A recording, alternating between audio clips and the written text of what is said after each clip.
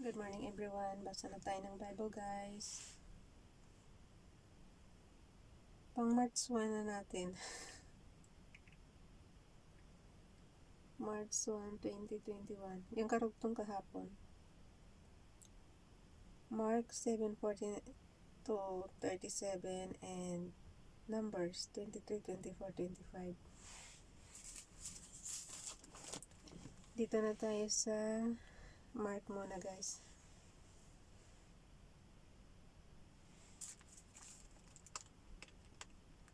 Basa. Again, Jesus called the crowd to him and said, "Listen to me, everyone, and understand this. Nothing outside a man can make him unclean by going into him. Rather, it is what comes out of a man that makes him unclean." Nabasa na natin. Binasa ko to advance kahapon guys kasi hindi ko maintindihan. So yan nga. Lahat ng papasok sa atin, hindi marumi. Pero yung lalabas sa atin, yun ang marumi. Lalo na yung mga discharge guys, yun ang pinakamarumi. After he had left the crowd and entered the house, his disciples asked him about this parable. "Are you so dull?" he asked. "Don't you see that nothing that enters a man from the outside can make him unclean? For it doesn't go into his heart, but into his stomach." Agree. Hindi nga naman pupunta sa puso, kundi sa ating stomach.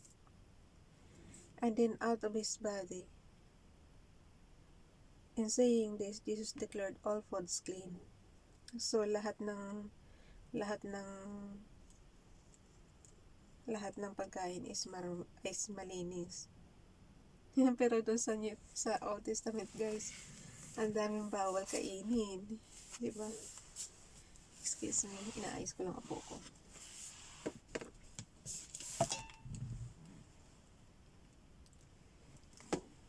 Pero kay Jesus, lahat ng pagkain dineclared niya as malinis. He went on, what comes out of a man is what makes him unclean. Yun yung lalabas nga sa tao. Yung mga discharge nga yan guys. For from within, out of men's heart come evil thoughts, sexual immorality, thefts, murder, adultery, greed, malice, deceit, lewdness, envy, slander, arrogance, and folly. All these evils come from inside and make a man unclean.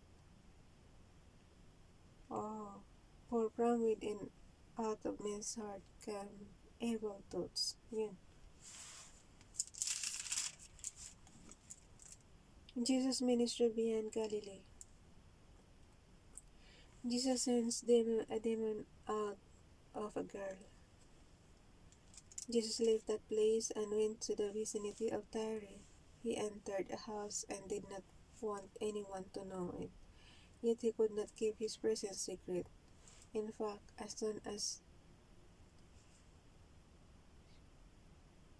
she heard about him, a woman whose little daughter was possessed by an evil spirit came and fell at his feet.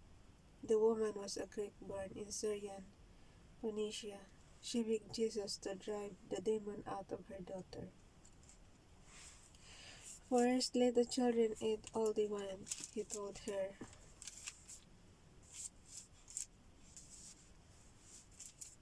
"For it is not right to take the children's bread and toss it to their dogs."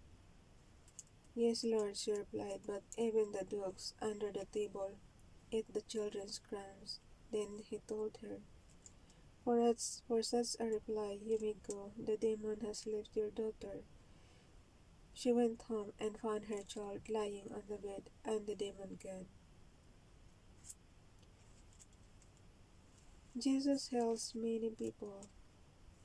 Then Jesus left the vicinity of Tyre and went through Sidon down to the Sea of Galilee. Teka, tingnan ko nga yung Yung kahapong ano natin.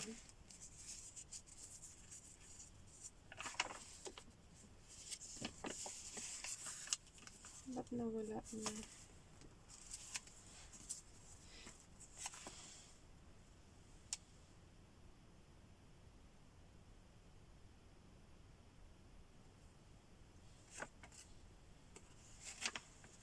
Yung map guys, tinitingnan ko.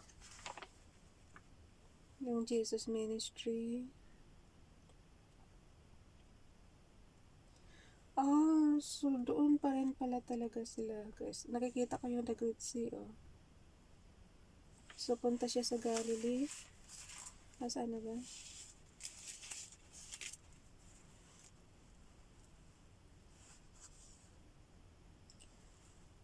And went through Sidon down to the Sea of Galilee.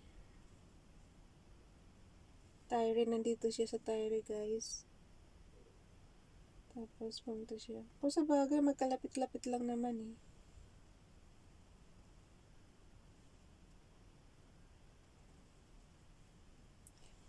Alam niyo guys, yung place ni Jesus, sa panahon ni Jesus, tsaka panahon ni Moses, halos magkapareho lang. Kasi nakita ko yung the Great Sea, doon din sa, naalala mo yung battle ng yung sa Conquest of Canaan, yung Exodus and Conquest of Canaan.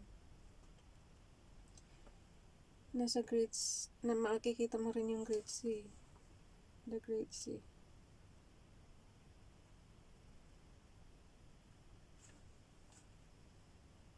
Pero yung dito, ang boundary niya is Beersheba, Philistia, Shechem, Kadesh. Tapos yung Egypt na doon. Ayoko na ng map. Nahirapan ako mag-intindi. Nandito na tayo sa... Para namang pupuntahan mo yung parang pupuntahan ko yung lugar at tinitingnan pa talaga sa mapa. Down to the Sea of Galilee and into the region of the Decapolis, there some people brought to him a man who was deaf and could hardly talk. And she begged him to place his hand on the man. Pagka may makikita kayo guys na taong malakas ang boses magsalita, huwag niyong pipintasan kasi mahina yung pandinig nila. Sometimes, kaya akala nila mahina pa boses nila, pero kasi nga, naintindihan ko yan eh. Mahina yung pandinig nila. So, yun. Huwag kayong ma-annoyed pagka ganun ang tao kasi may diferensya nga sila sa pandinig. After he took him aside away from the crowd, Jesus put his fingers into the man's ears. Yung akala mo sumisigaw na sila pag nakikipag-usap. Kasi nga akala nila hindi kanya naririnig. Kaya ganun kalakas ang boses nila. After he took him aside away from the crowd, Jesus put his fingers into the man's ears. Then he spit and touched the man's tongue. Hala. Jesus naman, he spit too. Then he spit and touched the man's tongue. He looked up to heaven and with a deep sigh and said to him, Ephphatha, which means be opened.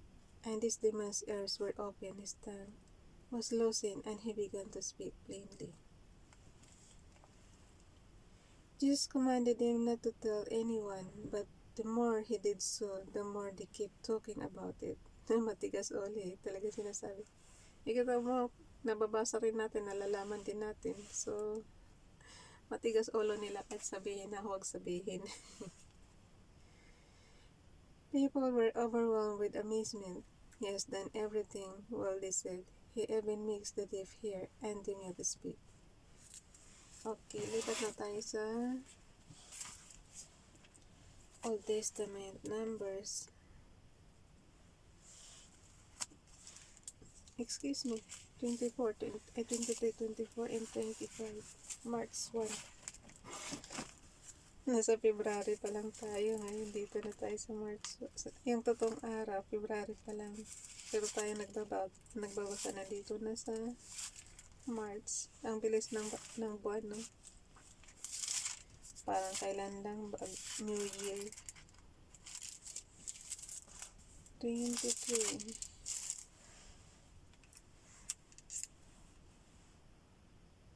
Pero at least guys, wala tayong absent mula nung October 4. Nag-umpisa tayo ng October 4 eh. Hindi pa tayo umabsent sa pagbabasa.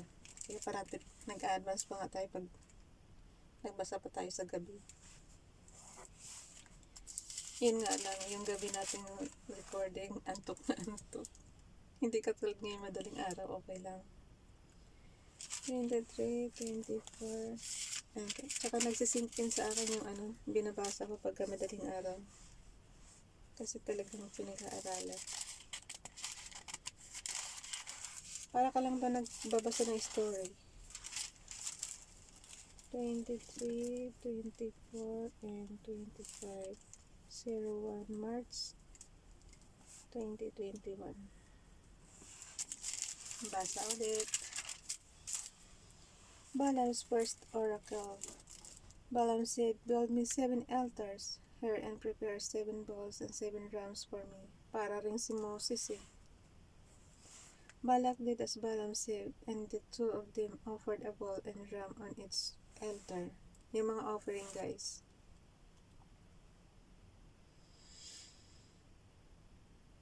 Then Balaam said to Balak, "Stay here beside your offering while I go aside. Perhaps the Lord will come to meet with me. Whatever the reveals to me, I will tell you." Then he went to a barren height. So si Balaam, para ring si Moses. Nakikipag-usap yun kay Father God.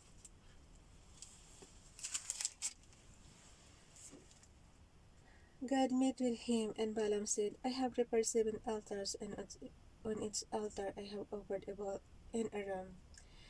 The Lord put a message in Balaam's mouth and said, "Go back to Balak and give him this message." So he went back to him and found him standing beside his offering with all the princes of Moab. Then Balaam uttered his oracle. Balak brought me from Aram. Then Balaam uttered his oracle. Balak brought me from Aram, the king of Moab, from the eastern mountains. Come, he said, curse Jacob for me. Come, denounce Israel. Kaya mo guys, banggit niya Jacob sa una. Tapos, bandang huli, Israel. Alam mo si Jacob at si Israel, iisa yan. Balak brought me from Aram, the king of Moab, from the eastern mountains. Come, he said, curse Jacob for me. Come, denounce Israel. How can I curse those whom God has not cursed? How can I denounce whom the Lord has not denounced? From the rocky peaks I see them, from the heights I view them. I see a people who live apart, and do not consider themselves one of the nations.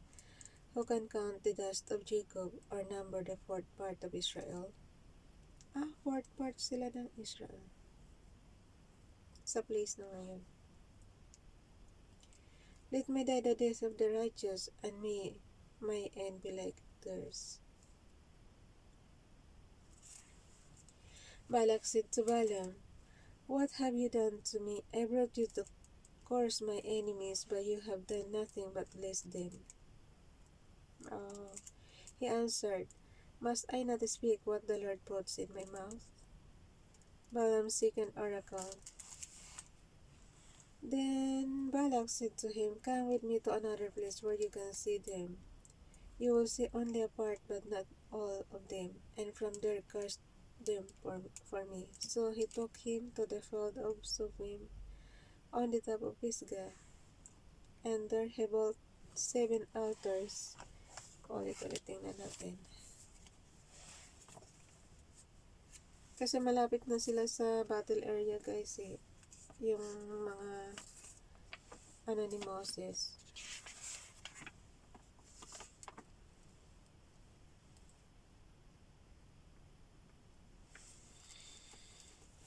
Saan siya dinala?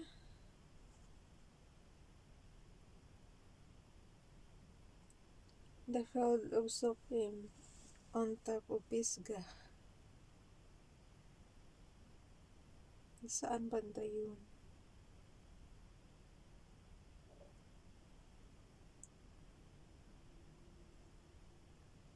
Wala. Wala sa battle area.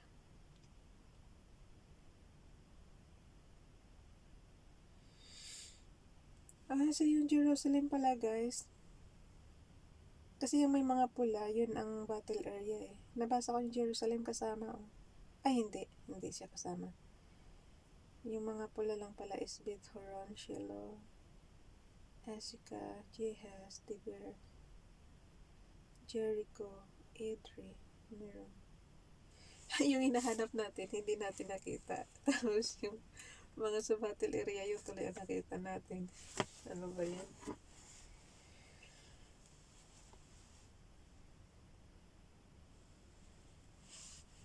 So yan, nasa second oracle na tayo.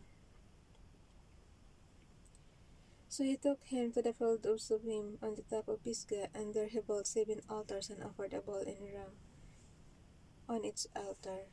Kita mo guys, ang yayamanin talaga itong mga to. Kung mag-alay is, biro mo 7 unoffered a bull. Nag-altar lang pala yung 7 altars. Pero yung alay is ram, tsaka bull. Balaam said to Balak, "Stay here beside your offering when I meet with him over there." The Lord met with Balaam and put a message in his mouth and said, "Go back to Balak and give him this message." Ang galing ni Balaam, no? Para na rin siyang si Moses. So he went to him and found him standing beside. Parang nawala na yata sa eksena si Moses dito. Sa verse 22, sa verse 23. Kasi namatay na si Aaron guys eh. Kasi Moses na lang tsaka yung priest, yung anak ni Aaron ang magkasama si Eleazar. Pero dito, ang lagi nang kinakausap ni Father God si Balaam.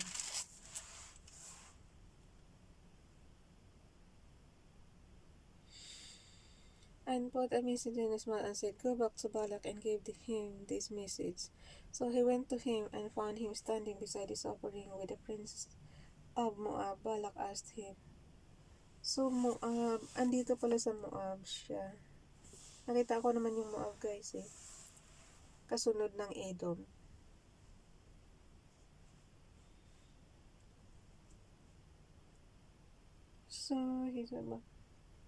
So he went to him and found him standing beside his offering with the prince of Moab. Balak asked him, what did the Lord say? Then he uttered his oracle, "Arise, Balak, and listen, hear me, son of Zippor. God is not a man that he should lie, nor a son of man that he should change his mind. Does he speak and then not act? Does he promise and not fulfill? I have received a command to bless. He has blessed, and I cannot change it. No misfortune is seen in Jacob, no misery observed in Israel. The Lord their God is with them. The shout of the king is among them. God brought them out of Egypt. They have the strength of a wild ox." Wow. "There is no sorcery against Jacob, no divination against Israel. It will now," he said of Jacob and of Israel, "see what God has done. The people rise like a lioness. They rouse themselves like a lion that does not rest till the devours his prey and drinks the blood of his victims." Then Balak said to Balaam, "Neither curse them at all, nor bless them at all." Balaam answered, "Did I not tell you I must not do whatever the Lord says?" Balaam, third oracle. Naku, walang kasawa-sawa si Balak. Dadalhin na naman siguro kung saan. Then Balak said to Balaam, "Come, let me take you to another place. Perhaps it will please God to let you curse them for me from there." And Balak took Balaam to the top of Peor, overlooking the wasteland. Parang na-imagine ko guys, ang ganda ng view. Overlooking pa talaga siya. Balaam said, build me 7 altars here and prepare 7 bulls and 7 rams for me. Balak did as Balaam had said, and offered a bull and a ram on its altar. Now when Balaam saw that it pleased the Lord to bless Israel, he did not resort to sorcery as at other times, but turned his face toward the desert. When Balaam looked out and saw Israel encamped tribe by tribe, the Spirit of God came upon him, and he uttered his oracle. Oh, nakita na niya yung ano. Kasi nga overlooking na to guys eh, yung place na pinuntahan nila. Ano to, sa Pure? On to the top of Pure. P-E-O-R. Yung overlooking the wasteland. Pero sayang wasteland na siya.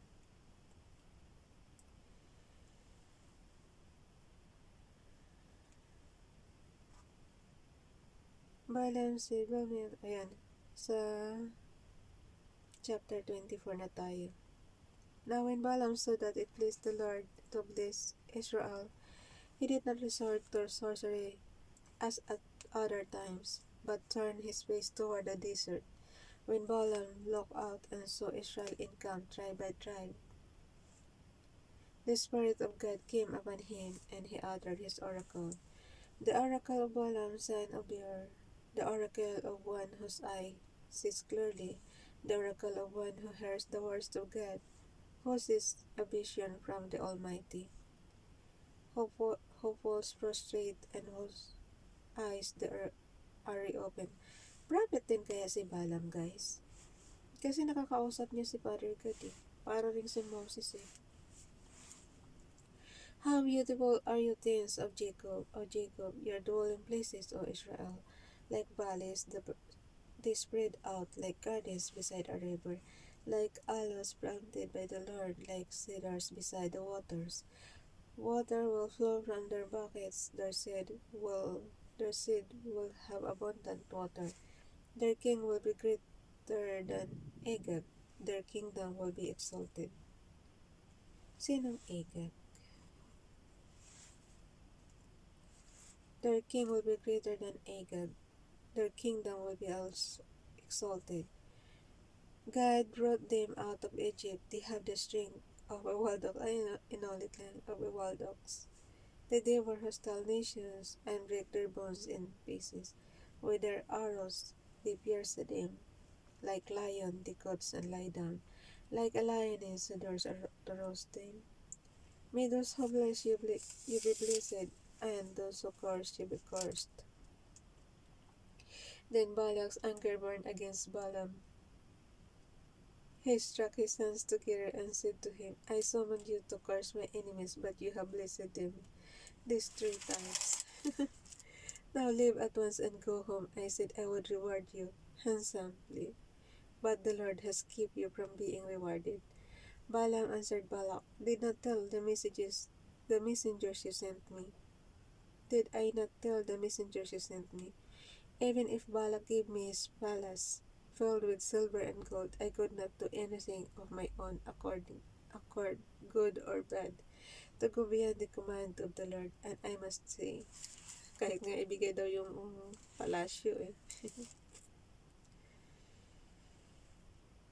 To do the command beyond, and I must say only what the Lord says. Now I am going back to my people, but come, let me warn you of what these people will do to your people in days to come. Balaam spoke oracle, then he uttered his oracle. The oracle of Balaam son of Beor, the oracle of one whose eyes is clearly, the oracle of one who hears the words of God, who has knowledge from the Most High, who sees a vision from the Almighty, who falls prostrate and whose eyes are open. I see him not, but not now. I behold him, but not near. A star will come out of Jacob, a scepter will rise out of Israel. He will crush the foreheads of Moab, aray ko. Ayan tuloy, the skulls of all the sons of Sheth, S-H-A-T-H. Edom will be conquered, Sir his enemy will be conquered, but Israel will grow strong. A ruler will come of Jacob and destroy the survivors of the city. So, ang mga ruler manggagaling sa angka ni Jacob.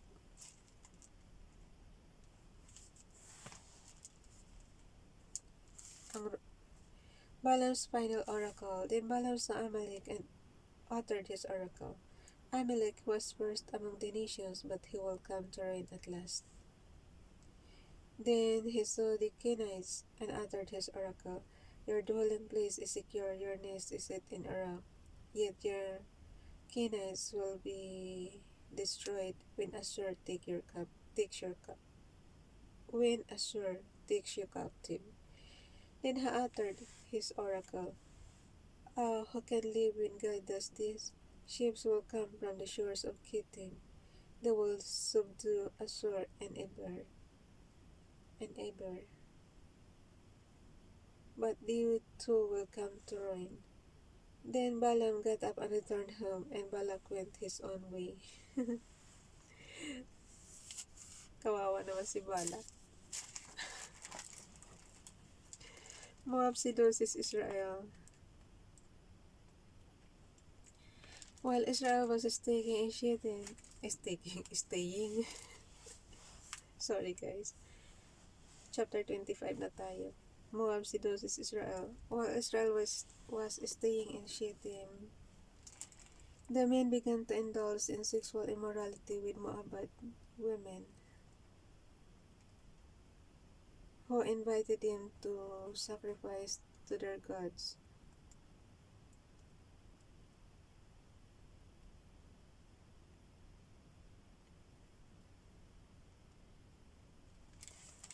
Wait lang guys, inom muna ako tubig.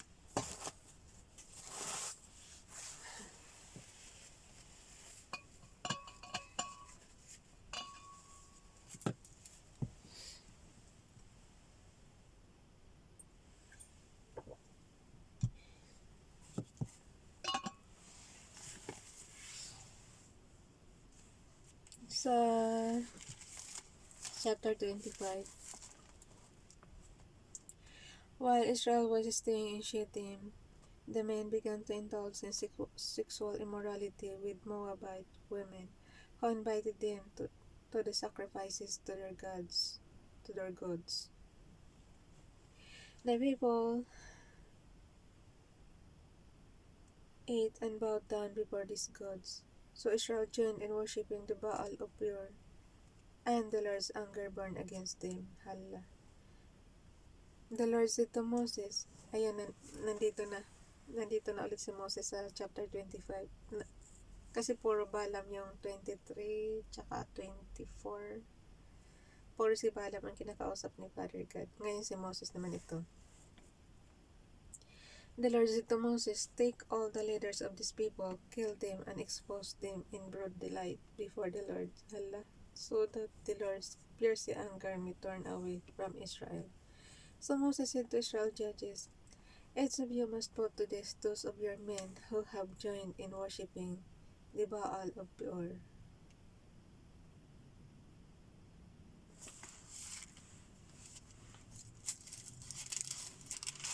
Si Balaam ba, siya si Balak ang magkahawig kasi guys eh.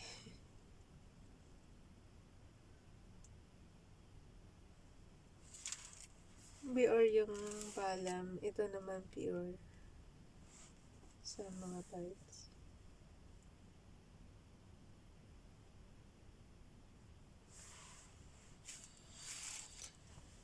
Worshipping the Baal of Peor. Then an Israelite man brought to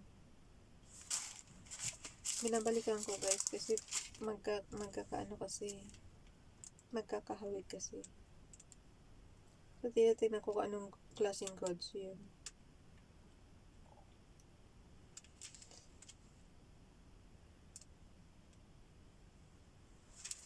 Si Balaam, son of Beor.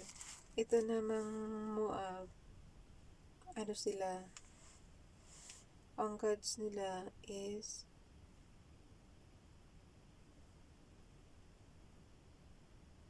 So, Israel dyan ay worshipping the Baal of Peor. Baal of Peor. Basta hindi ko mag-gets guys, hayaan nyo na yan. Kayo na lang mag-intindi. And the Lord's anger burned against them. The Lord said to Moses, take all the leaders of these people, kill them, and expose them, and the day broad light, in broad daylight before the Lord, so that the Lord's fierce anger may turn away from Israel. So Moses said to Israel judges, each of you must put to death those of your men who have joined in worshipping the Baal of Peor. Then an Israelite man brought to his family a Midianite woman right before the eyes of Moses and the whole assembly of Israel while they were weeping at the entrance to the tent of meeting. When Phinehas, son of Eleazar, si Eleazar guys, pare ito ha. Anak ni Aaron to si Eleazar. When Phinehas, son of Eleazar, the son of Aaron, the priest, saw this, he left the assembly, took a spear in his hand, and followed the Israelite into the tent. He drove the spear through both of them, through the Israelite and into the woman's body. Then the plague against the Israelite was stopped. But those who died in plague numbered 24,000. Pero mo guys, ang dami na namamatay, pero napakarami pa rin natitira. Ilan na yung namamatay sa kanila? Pang ilang plague na ito mula nung umalis sila sa Egypt. Diba, pag nagre-rebelde sila, may plague. Pag nagre-reklamo sila, may plague. So, ang dami nang namamatay. Tsaka 1,000. Tsaka sana tayo dito ngayon sa COVID-19. Ba't pa kami may COVID-19? May nagreklamo ba, Father God? May nagrebelde ba sa'yo? Kaya ka nagparosa ng COVID-19? Huwag naman. Stop na po. The Lord said to Moses, Phinehas, son of Eleazar, the son of Aaron, the priest, has turned my anger away from the Israelites, for he was as zealous as I am for my honor among them, so that in my zeal I did not put an end to them. Therefore tell him I am making my covenant of peace with him. He and his descendants will have a covenant of a lasting priesthood, because he was zealous for the honor of his God, and made atonement for the Israelites. So si Eleazar guys. The name of the Israelites who was killed with Midianite woman was Zimri, son of Salu, the leader of Simeonite family. And the name of the Midianite woman who was put to death was Cosbi, daughter of Sur, a tribal chief of Midianite's family. The Lord said to Moses, treat the Midianites as enemies and kill them, because they treated you as enemies when they deceived you in the affair of Peor, and their sister Cosbi, the daughter of Midianite leader, the woman who was killed when the plague came as a result of Peor. So yun guys, ang dami ng kaaway nila Israel. Ipapapatay na nakalagay. Treat the Midianites as enemies and kill them. Yan na tayo tapos. Bye everyone. God bless.